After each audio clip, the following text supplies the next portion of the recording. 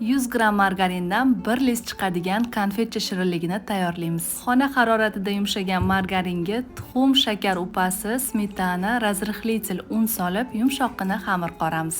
Xamirni biroz tindirishga olib qo'yib, ungacha nachinkasini tayyorlaymiz. Nachinka uchun yong'oq, boyagi tuxum sarig'ini oqi hamda shakar. Tingan xamirni ikkita zuvalaga bo'lib olamiz, yoyamiz hamda 8 bo'lakka bo'lib kesib olamiz. Har bir bo'lakka boya tayyorlab olgan nachinkadan solib, konfet shaklida tugib olamiz.